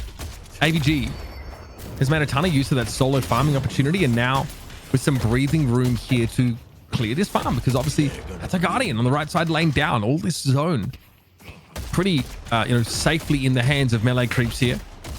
Maybe a group in this mid direction, but I think Alcatraz, I'm sure next stop is going to be one of these side lane guardians. They've just got to try and make the right call. And obviously as time goes on and that soul lead builds and builds and builds for Alcatraz, they need to get that flex slot. John has been caught out in the jungle. Deep. Yeah, and this is where Alcatraz can kind of thrive, and where I think melee creeps were able to get such a big edge was like getting these picks in the jungle. AVG trying to dodge away from that knocker from the barrel so he doesn't get lasted on in. Oh, good dodge. Love that. Missed some of those abilities, but still, AVG's looking very, very healthy. Resto Locket there active as well. Takes the jump pad. I like that. Really, he's full rage. I mean, this is the kind of time you want to be taking a fight, and there is backup here for AVG. Sire's not too far away. A paradoxical swap here. Yep, comes at just the right time. They catch out the Viscous, and Vegas bleeds out. AVG still positioned to fight should they want to, but this is where melee creeps want to take a winning fight, Jason, because there's the last guardian waiting to be snapped up. Hydra-Nation wants to go in and try and take a fight, though. It's respected by AVG. He's had great positioning over the last couple of moments. Dodging the lasso, able to fight now safely underneath the guardian. We're looking for more. Leffa gets dashed into now, and there's an execute still available. And yeah, that's brutal stuff. Even with Kelvin, Xeno trying to save them with that ultimate. Not nearly enough. That hand cannon to the face, man, blowing Xeno's head completely off. In AVG, like, thing is, you can't really, it's really difficult to get through him because there's a rescue being built up on his side, so he gets healing from that. He has restorative locket, so he heals from that. He also has, I think that was Infuser I saw, so he also gets some extra healing from that too when he uses it. Plus Ricochet with his maxed out serrated blades. Like, he's going to have a lot of sustain in these fights, and now you see him being left alone to take the mid farm at 14,000 souls when it comes to the resource allocation. I mean, ZP 10k lead. It's tough to come back from this if you're Alcatraz. It's definitely doable with the comp they have, but I don't know. I feel like we're going to hit a tipping point that they can't come back from at some point here. Well, we'll catch up with ZP in just a moment. Lasso not an option there for Flick. Didn't really see a prior opportunity. So Hydration's just going to burrow and walk away. The damage mitigation, keeping him nice and safe, as that was a paradoxical swap that ultimately doesn't yield too many results. Might have been just a warp zone there available. Leffa just losing out to AVG. Once again, they're getting out of control. Combo up for Hydration. Gets hexed up as well as they continue to go for the chase. Saya is going to be stomped on by Flick as Xeno gets the kill. Trying to make a push on the left-hand side to get themselves a flex unlocked with low main locked in. With the lasso, and they're going to be able to have it for themselves. It's a good little use out of rotations and of just overwhelming one of these lanes here for Alcatraz, considering the timing. I think one downside is the urn will be spawning in 20 seconds on the right-hand side of the map, and melee creeps already have people in position to secure it. Yeah, they've got that right lane canvassed out. They were even hoping to advance, push the wave up towards that walker, but Vegas was there where he needed to be. What's the drift across here for Partially Pop? Just a presence in mid here, probably just calling out the location of those three Alcatraz players. Collect some of these buffs they've just spawned up. Of course, the urn as a result too. Vegas has to respect now. There's a big grouping up of melee creeps on the right side of the map, and even over towards mid, Sire is going to set up the way for this urn turn in. Just barely a neutral turn in too. And with AVG being the carrier, I would almost hope he's actually going to hand this off to someone else, just to make it a little bit easier for him to apply the damage in these fights. They do have more importantly, Rocker split pushing up against Leffa. If Leffa can win out in this 1v1, it would free him up quite a bit for him to travel on over to go for the contest. But Flick's already in position to do so. I don't think he's actually been spotted as the rest of melee creeps are running right by him. And AVG is just going to run it in. There should be no way you get it with Hydration having combo up. Yeah, he can't. Hydration will be there. The disrespect. Here comes the combo, but perhaps that's just what he wanted. In goes Hydration. Rather, out goes Hydration. AVG causing him to vaporize. Now Leffa has to throw a tornado through AVG's direction. Everybody is scared of the ship right now, and I don't blame them. Big gun damage up close. Xeno blows up, but he got himself the soul urn. And maybe that would have been worth it for Alcatraz if they weren't at risk of getting some big damage done to their walker on this side of the map. All of melee creeps are grouped up. It's a solid lost fight for Alcatraz as melee creeps have everybody still standing. Yeah, they lose the urn, but what they might gain may well make up for it. Yeah, 5 for 1. Not a bad trade for them. They should be able to get some decent damage onto this walker if they all go for the push on the left-hand side. Combo. The trap should clear him from it. Really well-placed trap coming in throughout a rocker, and you can see Hydration immediately being forced to back away. He has defended the walker for now, though, still pretty healthy at this point. But one thing I want to note, though, is I think AVG wanted to run the urn so he can get to 5 points so he can max that ultimate for the resets in the fight, because he's been very careful about who he's ulting. So I think that's why he wanted to go for the turn-in and just lock it in, because he would have been able to get it up to 5 at that point and have the resets for that engagement. Yeah, which is, if you can be ahead in souls as the ship, there's a window. You try and build that level 5, and you can just basically take over those fights on your own. Fighting at full rage as well was pretty crazy, because you're getting like, what, a 20% thereabouts increase. And again, at max level, the enemy health threshold is like 28%, I think. So easier to get those guaranteed executes, which is pretty important in some of these longer, more drawn out fights, especially when you also have the execute potential of like a fully maxed Owl on Rocker's side. Alcatraz have to be careful not to get too low. It's just as well, though, they have the cube to sort of protect against an Owl, and they've got really good sustain from the Kelvin. Yeah, I mean, I would need to see like the full builds for what melee creeps is running. The thing is, they have a lot of damage with John, with Rocker, with Saya, even Pashi, that it makes these resets really easy. A little bit of a combo into our last window combo onto Saya. I mean, if they're gonna throw 3 ultimates to kill you, I think you're gonna say worth, even though you do die, as the Al had come in to maybe buy some time. And next, the Alcatraz has been forced to retreat because they used up pretty much every ultimate that they possibly had in that fight. Yeah. And in the meantime, AVG and Low Mid are pushing the left lane here, Uber. They're looking for a walker. Yeah, still with that walker value. They've sort of softened it up already, but Jason getting down to about 60%. Now, sort of more to be done. Melee creeps can snowball a fight when you're on the right side and have dual lane pressure on those walkers. But that left side walker is basically not long for this world. I think Leffa can't do too much, but look on now. Might consider using Traveler to get into this fight on the right side to protect, the second walker that is going to be under threat right now. Rokane does have concussive combustion. Pretty fed as well, but that Infernus needs more time. Look at where Rock is at, money-wise. Look at where AVG is. Melee creeps have a big soul distribution on 2 of the most terrifying heroes. I'm gonna sit on a 20k lead. I mean, realistically, the longer this goes on, the more and more likely a mid-boss take could be. But I mean, with the soul difference we have, this next urn, when it comes in about a minute time, is going to be in enemy territory. And I'm not quite sure, though, that melee creeps wants to force a big 6v6 fight. Thing is, it's spawning in on the... should be on the left side, which means the turn-in will be over on the enemy right, which is actually kind of favoring for Alcatraz, considering they have 2 walkers there to retreat to if they need. There's no way they can really be split pushed in that situation, but melee creeps have to pick up the urn and deny it away from Alcatraz. So that's a lot of souls they can use to get back into this. I think that's where you're seeing Hydration already kind of float towards that area with the urn in 30 seconds, but he's gonna need some backup here. I think actually, if you're melee creeps, you let the urn get taken and you just shovel these walkers. I think that might be the better play. Away walks Rokane now. That right side lane pressure has been ever present. Now, of course, melee creeps looking just to dominate that side of the jungle too. Not a lot to farm for right now, but we are scant seconds away from buffs coming back up. So there's some convergence on the left side of the map here. That's, of course, where the urn is going to spawn. And an easy enough scoop up for melee creeps having taken that left walker. There's a fight in the buff area, though. How far do they want to push in order to find Xeno? They've run into a bit more than just the Kelvin, though. And here comes a goo ball, locks AVG up. He is full rage. Definitely in a good position to fight, but is the rest of them there? Yes, melee creeps might look for a big engagement. This could be a mid-boss conversion. Rokane is not going to be able to get away. Flame Dash just doesn't carry him far enough. And in comes AVG. Now we're going to start to see just how scary these executes could be. Vegas left for both down. It's only Xeno, Hydration, Flick left to work with. And Xeno's just trying to get away, barely alive, bleeding out. Poshy finds that pick off with a long-range lob of the alchemical fire. And Alcatraz are down to 2. A disastrous scenario for the challengers.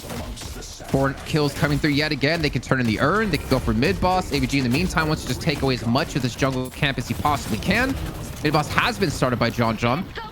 So this should be a mid-boss into an urn turn-in into looking at like a 30, almost 40k lead. This is looking all up for melee creeps here. And if you're here, we can bring you in really quickly to talk about this. I feel like melee creeps with AVG so farmed. I mean, to be fair, they're all really so farmed right now comparatively. Alcatraz are going to struggle to get back in.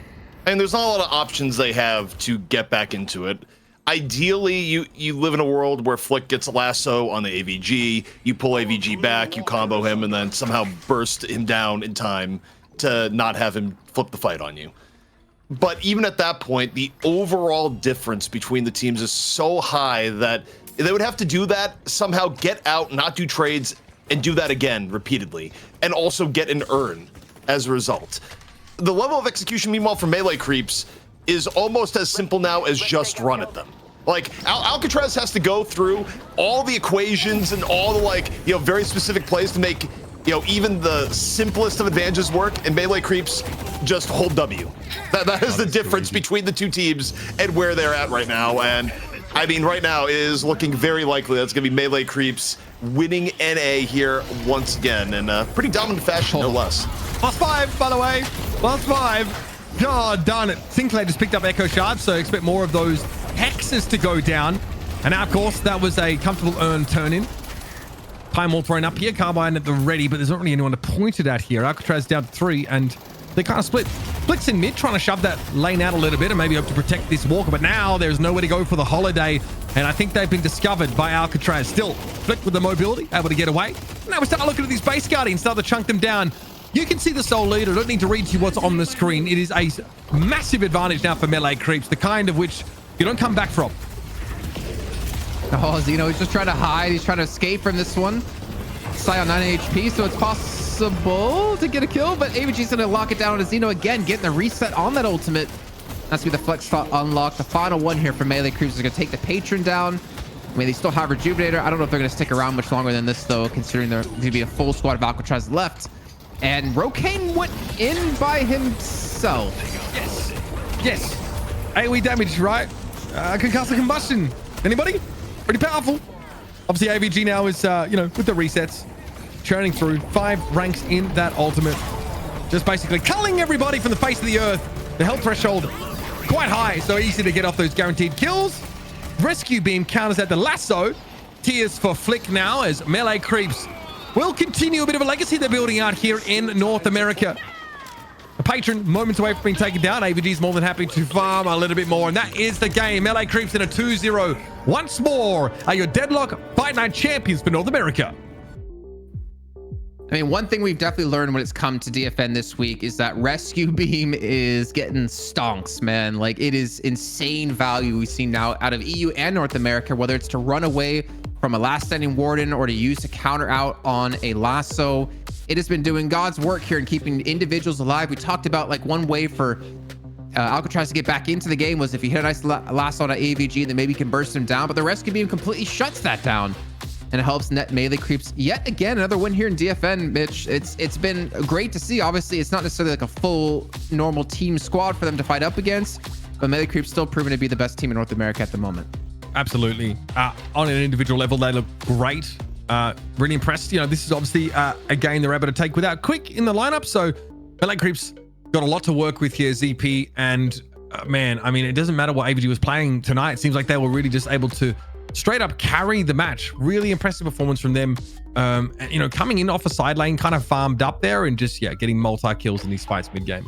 Look, I think melee creeps not only had a great mechanical performance on an individual level, but I'll still go back to the draft and think that they really did outdraft Alcatraz on multiple ends. Number one was that they just had better frontline in both of the games. I think frontline wins you games in Deadlock right now. And the second part here too is that they went out of their way to just put Xeno on the weirdest heroes possible relative to Xeno's hero pool. I mean, part of that was also self-inflicted, where they made sure to ban the Yamato straight out, which I think is what you absolutely do versus a Xeno team. And then number two, and again, this is where I think it's a little bit self-inflicted, they did have the opportunity for Alcatraz to do something like grab a Shiv Kelvin lane. And they decide not to prioritize the Shiv, and they don't get it in the second game. And they just end up with, hero pool problems, which is kind of the problem sometimes when you do more throw together rosters that, aren't necessarily a complete team, is that you get holes in who can play what. And I think a lot of the reasons that you had some issues in the draft for Alcatraz is that the roster of players that they ran here tonight was not necessarily a roster of players that had the most flexibility across the board to run like any possible hero combination or permutation. So I think that really bit Alcatraz in the end, and Melee Creeps didn't miss a beat and punishing it and playing to the max. Just gonna look at you for a bit, Jason. That's all right. It's fine. It's fine. Okay. Just enjoy my beauty. Give me a couple moments. Enjoy my tan from the beach that I've been getting, as you can see on my chest. Enjoy. Yeah, you actually these muscles I got that I'm not going to show you on air. Yeah, will you flex for me? Will you flex for me briefly, real quick? Can you just throw me a little squeak? Well, if you want to see a flex, you can hover to my OnlyFans. No, that's crazy. You don't have one, bro. I would pimp it if you had it.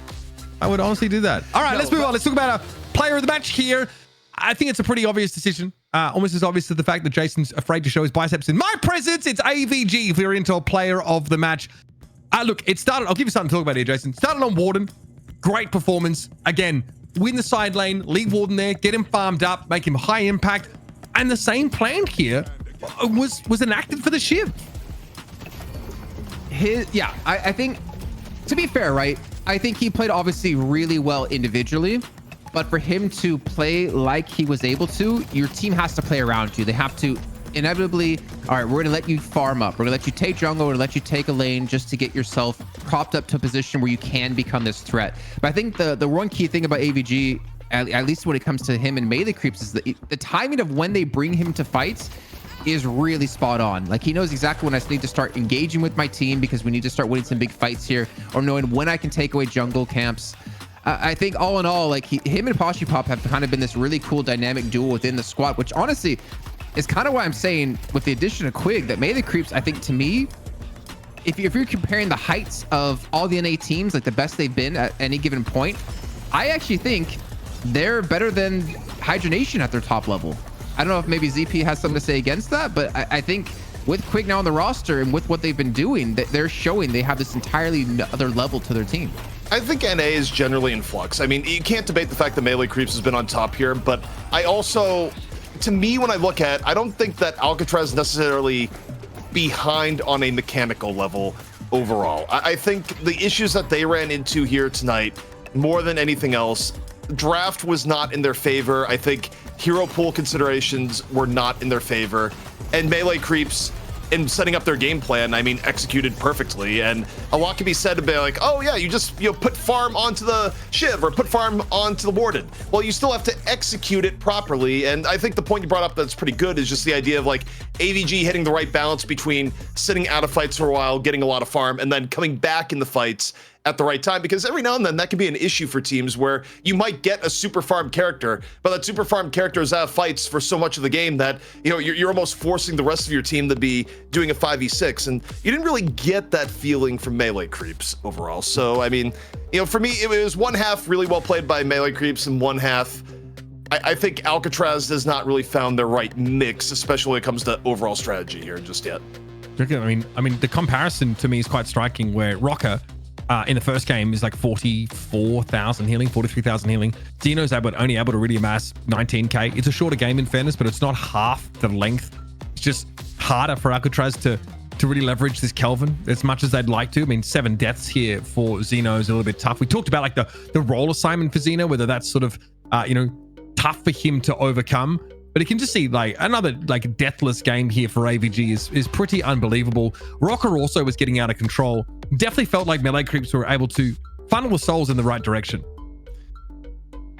I think too, when I'm looking at this and thinking about other things that led into it, I think on a broader, more meta level, I think the fact that melee creeps would have their way to like prioritize Geist in both games was really, really important in a game that you've also decided that you're going to prioritize frontliners and also ban Yamato at the beginning. I think when Yamato is out of the game and you've like decreased the amount of viable frontliners, Geist actually goes up pretty radically in value and how you're able to create space and fights and where you're able to go. And I know we didn't like talk about that as much over the course of the game, but I don't think you can underrate the value of Geist once you start taking out pillars of the game that are usually present right now because you feel you need to take them out because it's someone else's signature hero.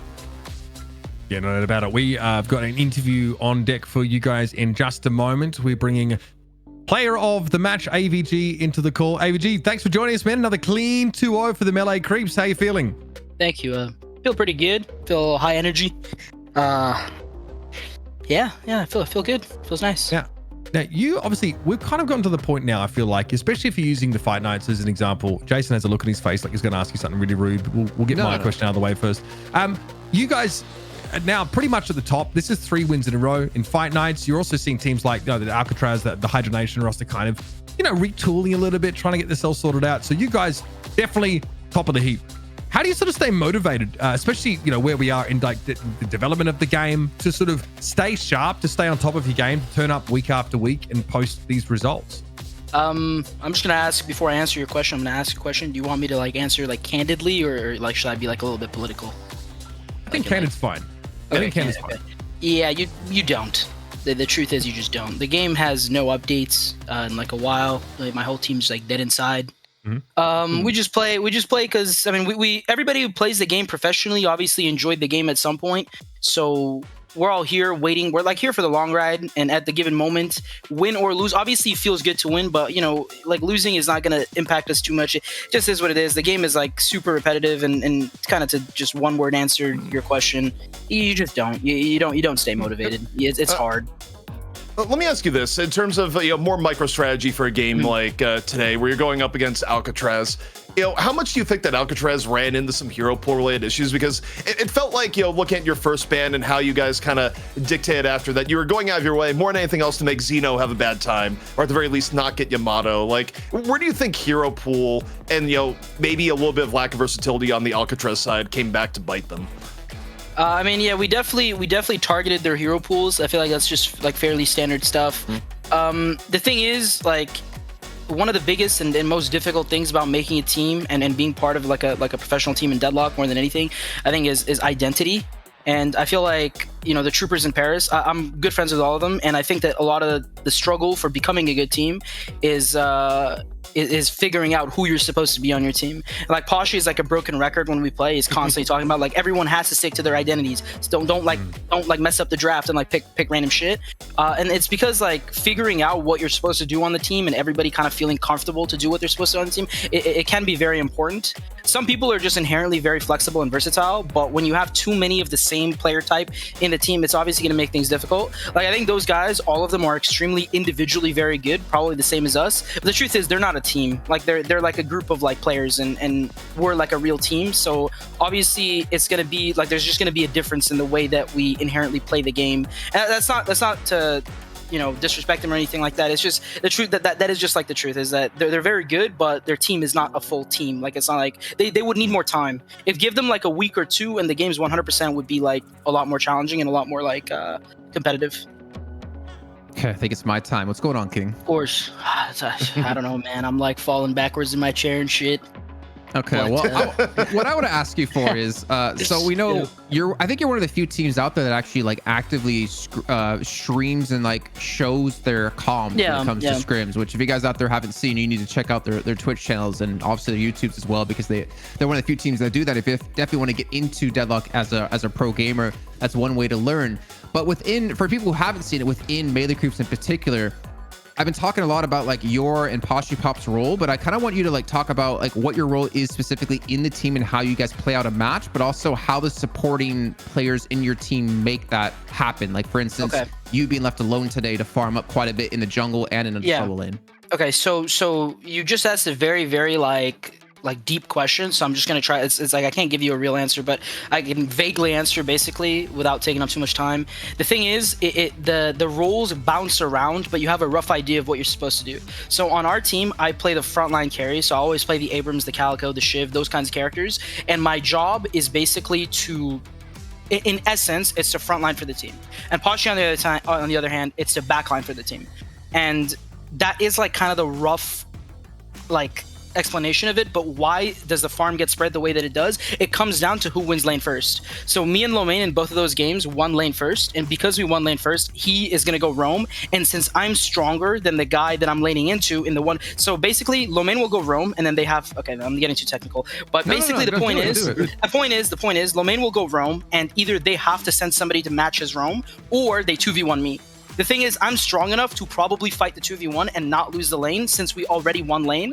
So their best option is to go match Lomain, because otherwise they're on a ticking time clock for their other towers exploding. So then they choose to 3v3 mid, but the difference is I'm stronger than the guy I'm side laning into because I won the lane. So since I won the lane, I fight the guy who I'm side laning into, I beat him up, and then I take all of his camps, and naturally I scale beyond whoever is laning into me. And oftentimes the characters make a lot of difference too, because the guy who was laning into me early that game was Viscous when Lomain went to go roam, and Shiv is just better than Viscous at carrying the game in that middle point of the game. So when I hit the power spikes, once I filled my slots, I always say this to my team, like, you guys need to wait, I'm soul leader, just wait, I'm gonna fill my slots, and I'm gonna go in, and I'm gonna fight, I'm behind them, I'm gonna like carve these guys up basically, because I'm ready to go. And that's the whole point, is that when people are fighting in the mid lane, they're not bought up because they're like constantly being active, because they have to be in response to the fact that Lomain is rotating. So when you win that first lane, you're basically dictating the pace of the entire game, and if they don't match that pace, then they just kind of auto lose. And in terms of like the role separation of why it plays out that way, like I said, it's just who wins lane. The other players on the team, inherently, the person that I lane with, Lomain usually, and the person that Pachi lanes with usually, will play characters that don't want farm. So when we win lane, like when me and Lomain win lane, Lomain will always be the one to go roam, I will always be the one to stay. Now you can call that leaking strategy and stuff, but you know, everything's changing once the new patch comes out, I assume. So yeah. Okay. Well, thank you, King, for that answer. It was a very, very good answer. And again, if you guys haven't noticed, go check him out over on. What do you mean? Is that why you never call me King? Well, you got to be King if you want to be called King. That's crazy. King. That's crazy. What about King Cobra, baby? Well, aside from the fact that Lomain is out here saying, pull the plug, you know, you've said too much. I'm gonna squeeze for a little bit of extra info here, just because I thought the draft part was like super interesting, in addition to like all the great info you just dropped there. But, you know, one thing that was interesting to me is that you're taking a mono out of the draft. You're already like kind of pinched on frontliners. How important was it to just get the Geist early on? Because I feel like Geist value actually goes up even more as you've like reduced the pool of frontliners to get any sort of like presence in some of these fights. I'm gonna be honest, that was not really our intention. It's kind of like a consequence of the overarching strategy. And the overarching strategy is to ban out Thanos's like two characters that he's Thanos on, which like Xeno is like presumably being Thanos. We ban his Yamato and we take his Geist. Those are the two characters that I'm told he's really good on, so we just kind of ban him out, you know, and yeah. And then obviously the frontline stuff is a natural consequence of that, because now they're forced to like kind of have to top 3 or you know whatever other frontline characters, which like kind of messes up the draft entirely. Yeah, definitely spun them out a little bit. I don't think we saw Xeno in like a comfortable role at all that series, and Furnace and then Kelvin. So AVG, appreciate it, man. I think it's great to have your candid conversation here as well, especially just on some of the finer points. So I appreciate you imparting that onto us, and yeah, so we'll see you next week, same time, same place. I appreciate it. Take care, guys. Take care. Man, that was really AVG. That I don't call you King, huh? That's crazy, bro. I've known you for like how long? That's crazy, bro. You meet one great frontliner, you get in a tizzy all of a sudden, and then it's just pet names. Okay, bro. That's the thing, Mitch. He's here every week, you know, for DFN. That's crazy. Boy. That's crazy, dude. Okay, listen. You know what? You wish I was here more. I know you do. We're gonna move along though here, and of course, mention the fact that with this win, Melee Creeps, of course, will be invited back next week into the money match. So a win here gets them $1,000 thanks to our friends at Intel. Of course, they will be back next week and will be very judiciously selecting their opponents.